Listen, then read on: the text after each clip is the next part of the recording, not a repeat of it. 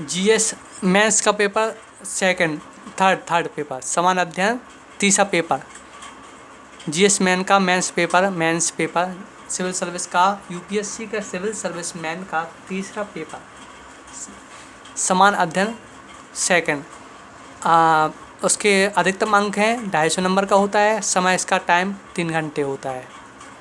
इसमें लिखा है उत्तर देने के लिए पूर्ण निम्नलिखित प्रश्नों को प्रश्न पत्र संबंधी विशेष अनुदेश है, निर्देशों कृपया सावधानीपूर्वक पढ़ें। इसमें 20 प्रश्न दिए गए हैं जो हिंदी और अंग्रेजी दोनों में छपे हैं। सभी प्रश्न अनिवार्य है।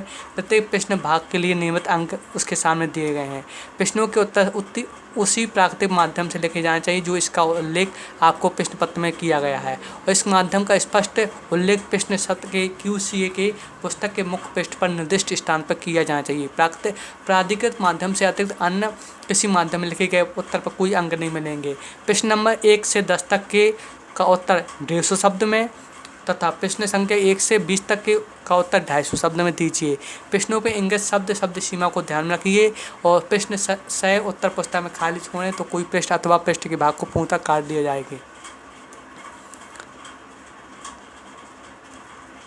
पहला प्रश्न है समावेशी समृद्धि और समपोषी विकास के परिक्षेत्र में आंतपीढ़ी और अंतपीढ़ी की साम के विषयों की व्याख्या कीजिए। क्वेश्चन नंबर 2, संयुक्त स्वभाव सकल राष्ट्र GDP ग्रॉस डोमेस्टिक प्रोडक्ट, सकल घरेलू उत्पाद, इसको बोलते हैं सकल घरेलू उत्पाद को परिभाषित कीजिए।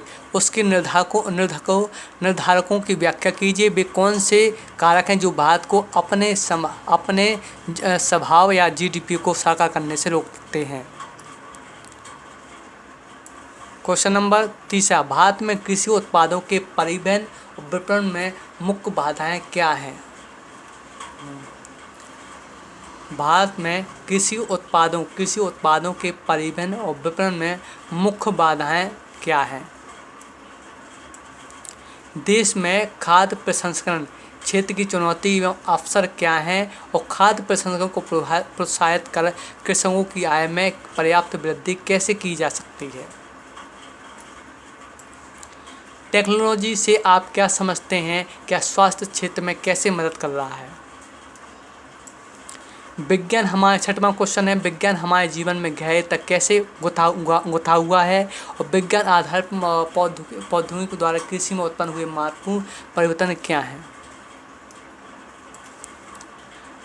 पर्यावरण प्रभाव आकलन अधिसूचना 2020 के प्रारूप में मौजूद है और AI सूचना में 2006 का कैसे भिन्न है।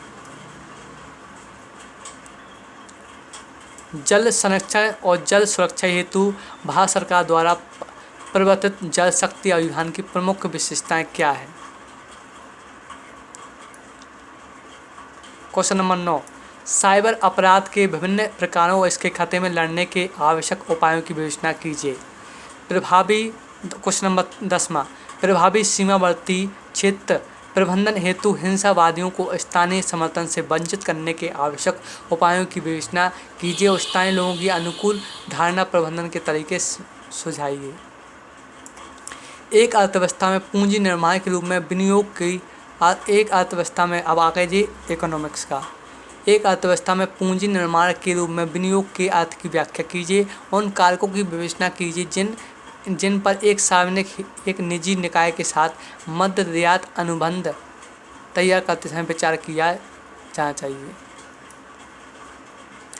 वस्तु एवं सेवा कर राज्यों की क्षतिपूर्ति अधिनियम 2017 के तर्काधार की व्याख्या कीजिए जो कोविड-19 में कैसे वस्तु और सेवा की क्षतिपूर्ति निधि GST के प्रभावित करने के नए संगीत तनाव को उत्पन्न किया है।